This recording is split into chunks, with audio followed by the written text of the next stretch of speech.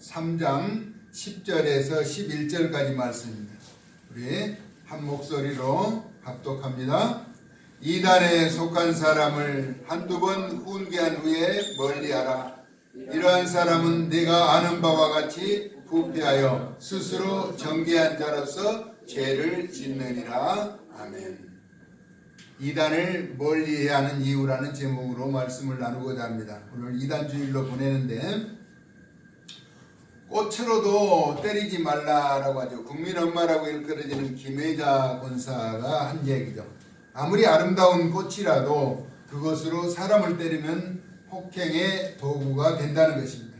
요즘 가정폭력이 크게 이슈가 되고 있죠. 비교적 감춰진 공간이지만은 폭력으로 인해서 많은 폐해가 나타나고 있는 것을 바라보죠. 어떤 경우라도 폭행은 정당화될 수가 없다라고 하는 것입니다. 어린아이를 이제 혼자 두고 가서 아사 상태로 세상을 떠나게 하는 필연적인 그런 모습도 나타나고 있습니다. 사람의 영혼과 육신은 참으로 소중하고 귀합니다. 그러므로 사람을 곁길로 이끌어가려는 모든 미혹에서 벗어나야 한다는 것입니다. 특히 이단은 사람의 영혼을 속이는 것이며 그의 삶을 완전히 허물어버리는 것으로 결국 미혹하여 멸망시키는 것입니다. 그래서 이단은 마귀에 숨겨진 고도의 전략이라고 할 수가 있는 것이죠. 그래서 우리가 삶에서 경험하는 바는 이단이 우리 주변에서 쉽게 사라지지 않고 변하지 않는다는 것을 알 수가 있죠. 그러므로 본문에서 이단에 속한 사람을 한두 번 훈계한 후에 멀리하라고 경고하고 있습니다. 어떤 경우라도 그들과 쟁론하지 말라는 것입니다. 왜냐하면 이단자들은 자기들이 주장하는 그 자신들의 지식을 굽히지 않는다는 것입니다. 주장하고 나타내고자 하는 것을 정당화하려고 하기 때문에 쟁론을 피하라는 겁니다. 동상이몽이라는 이야기가 있죠. 같은 침대에 자면서도 서로 다른 꿈을 꾼다는 말은 목표와 방향이 같지 않다는 것으로 이를 일컬어 겉다르고 속다르다라고 말할 수가 있는 것입니다. 비록 같은 모양과 형태를 갖추었어도 본질이 달라 결과가 다른 것을 이단이라고 하죠. 분명 처음과 마지막, 알파와 오메가죠. 시작과 마침이 같아야 하는 것이 우리 예수님의 가르침이고 또 우리에게 원하시는 삶이라는 것입니다. 요한계시록 22장 13절에 그렇게 말씀하죠. 그런데 많은 사람들이 이 같은 가르침에 입에대는 삶을 살고 주장하며 또 인도하고 있다라고 하는 것입니다. 세상의 많은 곳에서 정통 진리를 내세우며 자칭 메시아를 주장하여 연약한 자들을 미혹하는 피해가 종종 나타나고 있습니다. 그래서 가정이 파괴되고 각 개인의 삶이 피폐하여 무너지게 되는 것이죠. 그래서 이단의 심각성은 한번 빠지면 잘못 인식된 지식이 뿌리가 박혀서 올바른 분별력을 제대로 인식하지 못하고 진리를 거부하고 외면함으로써 영혼이 심각하게 병이 들어서 치유되기 어려운 상황에 이르게 된다라고 하는 것입니다. 다시 말하면 영적인 분별력을 상실하여서 잘못된 가르침에 맹종하는 경우가 나타나게 되며 옳고 바른 것을 판단하지 못하는 지경에 이르게 되는 것입니다. 분명히 그것이 잘못됐다는 것을 알면서도 아니 인지할 수 있는 능력이 없어서 스스로 그것을 헤쳐나오기가 어렵다라고 하는 것입니다. 이단의 또 다른 특징은 기존 교회 성도들을 미혹한다는 것입니다. 그리고 자신들이 주장하는 교리만이 제대로 된 진리이며 그곳에만 구원이 있다는 논리를 펴고 있는 것이죠. 구원은 유일하신 하나님의 아들로 이 땅에 육신을 입고 오신 메시아 곧 하나님의 아들이신 예수 그리스도를 구세주로 영접하고 믿는 것을 말합니다. 사도행전 4장 12절에 이렇게 말하죠. 다른 이로서는 구원을 받을 수 없나니 천하 사람 중에 구원을 받을 만한 다른 이름을 우리에게 주신 일이 없습니다. 이렇게 말씀하고 있습니다. 그러면 우리가 이단을 멀리하는 이유는 무엇인가? 부패하여 스스로 정죄한 자로서 죄를 짓는 자라는 것입니다. 요한일서 3장 8절에 죄를 짓는 자는 마귀에 속하나니, 죄는 마귀의 속성이죠. 마귀는 처음부터 범죄함이라. 그러면서 우리에게 하나님의 아들이 나타나신 것은 마귀의 일을 멸하려 하심이라 하는 것입니다. 예수님이 이 땅에 오신 것은 마귀의 잔꾀를 멸하려 하심이라는 것이죠. 죄를 짓는 자마다 불법을 행하나니 죄는 불법이라. 그래서 죄는 제도권에서도 반드시 처벌을 받게 되어 있는 것입니다. 왜냐하면 그것이 불법이기 때문이죠. 요한일서 3장 4절에서 그렇게 말합니다. 그러므로 죄와 불법은 범죄 행위라는 것입니다. 디모데전서 6장 4절에서 5절은 그는 교만하여 아무것도 알지 못하고, 교만이라고 하는 것은 자신만이 전부라고 인정하는 것이죠. 상대방을 인정하지 않는 것이죠. 그래서 아무것도 알지 못하고 변론과 언쟁을 좋아하는 자니 자기 주장을 앞세운다는 것입니다. 이로써 투기와 분쟁과 비방과 악한 생각이 나며 마음이 부패하여지고 심령이 삭한 상태를 말하죠. 진리를 잃어버려 경건을 이익의 방도로 생각하는 자들의 다툼이 일어난다라고 말합니다. 다시 말하면 자신의 유익과 욕망만을 위해서 산다는 것이죠. 남이 어떻게 되든 거지 돌아보지 않는다는 것입니다. 그는 진리를 왜곡하며 따지기를 좋아하는 자. 그들의 특징은 다른 교훈을 한다.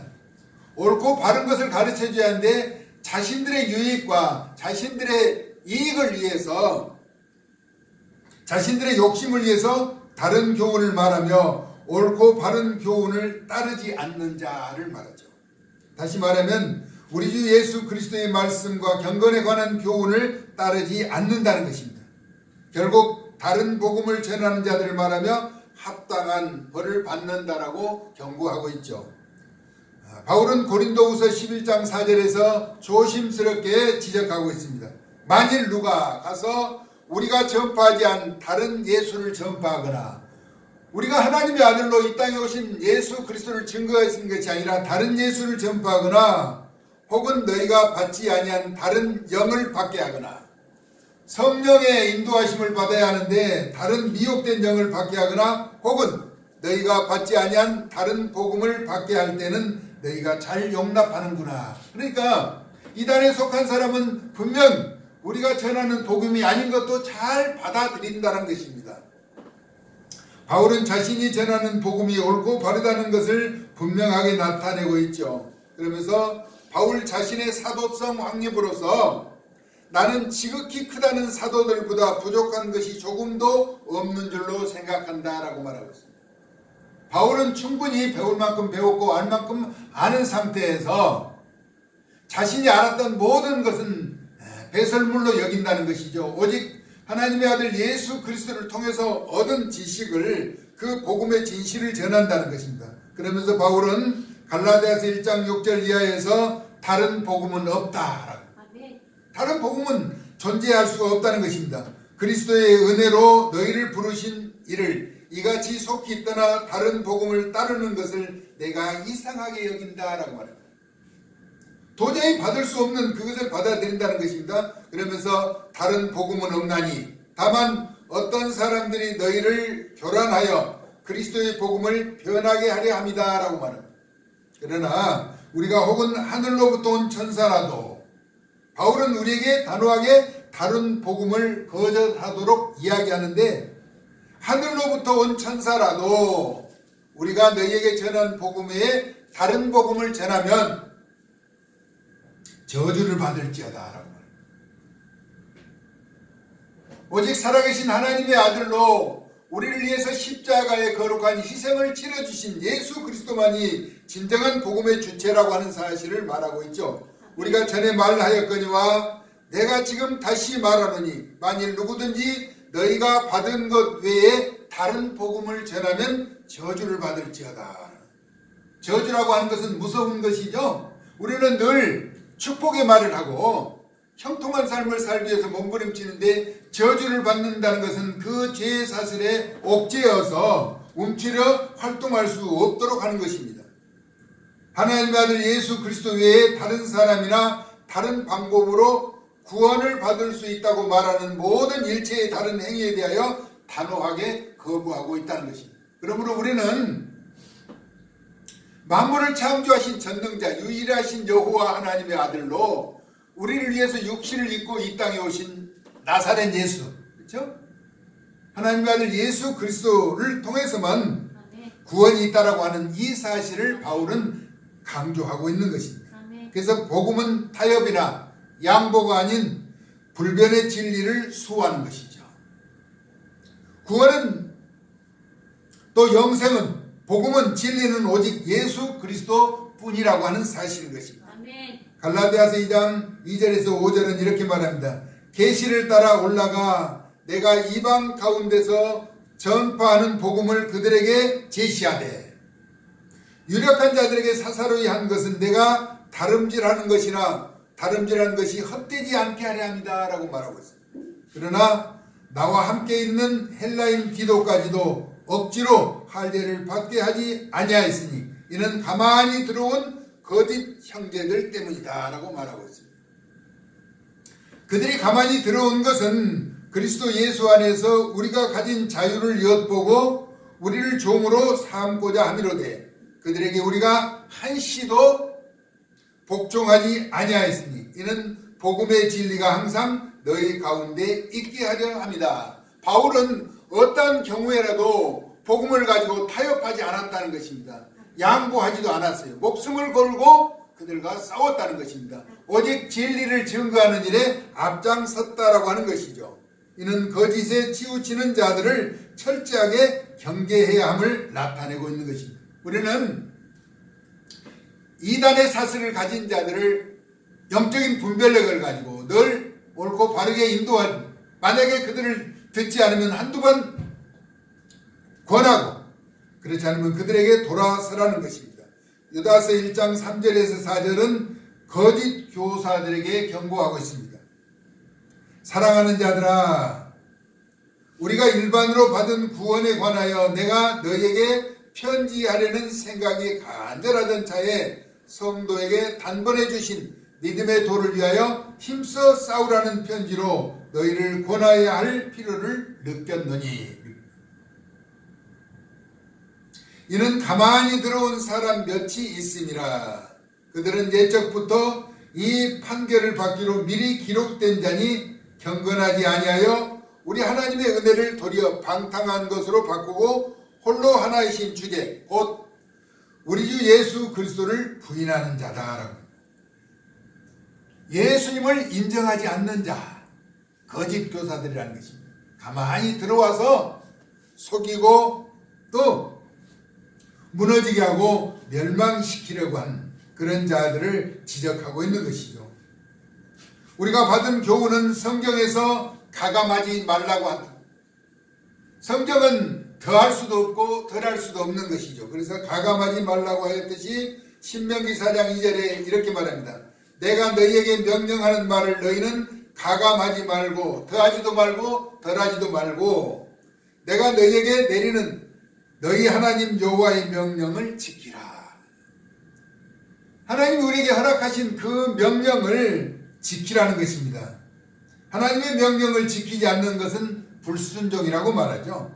그래서 잠언서 3장 6절에 너는 그의 말씀에 더하지 말라. 그가 너를 책망하시겠고 너는 거짓말하는 자가 될까 두려우니라. 그래서 우리는 하나님의 말씀이 기록된 그대로 믿고 그대로 증거하고 나타내야 한다는 것이죠.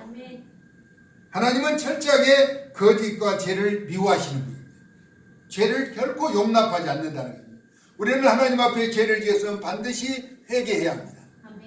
돌아서야 한다는 것입니다. 회개는 죄송하죠. 죄를 짓는 것은 그리고 미안합니다. 그리고 부끄러운 행위라는 것입니다.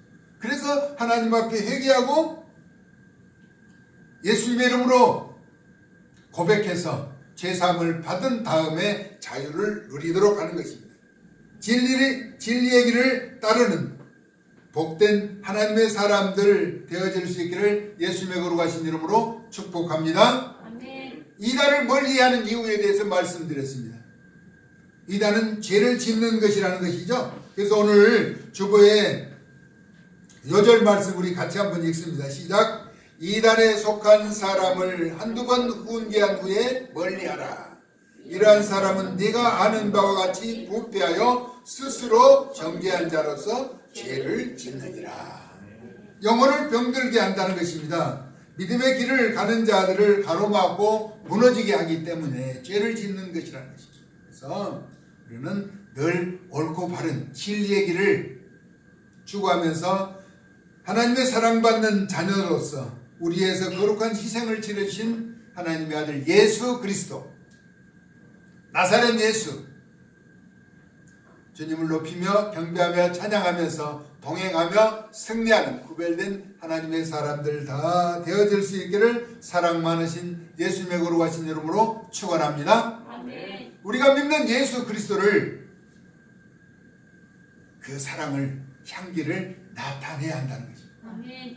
그것이 이단을 막는 길이라는 것이죠. 요즘 이단은 전도도 많이 해요. 포습 활동도 많이 하고 여러 가지 활동을 하는데, 코로나 시대라고 우리가 조금 소극적인 전도의 자세를 취하고 있는데, 우리는 예수님을 믿으라고 늘 입술을 벌려서 만나는 사람마다 그리스도의 사랑을 나타내서 하나님 나라가 이 세상에서 힘있게 확장되어져 갈 수 있도록 여러분이 의로운 도구로 기적의 주인공들로 세움받아 되어질 수 있기를 예수님의 존귀하신 이름으로 축원합니다. 아멘. 하나님, 세상에 많은 이단 사슬이 얽매여 있는 가운데 있습니다. 우리 하나님, 우리가 깨어서 하나님의 영광의 의로운 도구들로 쓰임받을 수 있도록 오직 예수 그리스도를 증거하는 증인으로 세움받게 하여 주시옵소서. 어제나 오늘이나 영원토록 동일하신 주님을 경배하며 찬양하면서 사랑 많으신 예수님의 거룩하신 이름으로 축복하고 기도 올리옵나이다. 아멘. 찬송가 518장입니다. 이 찬송을 부르면서 하나님 앞에 준비한 예물을 올려드립니다.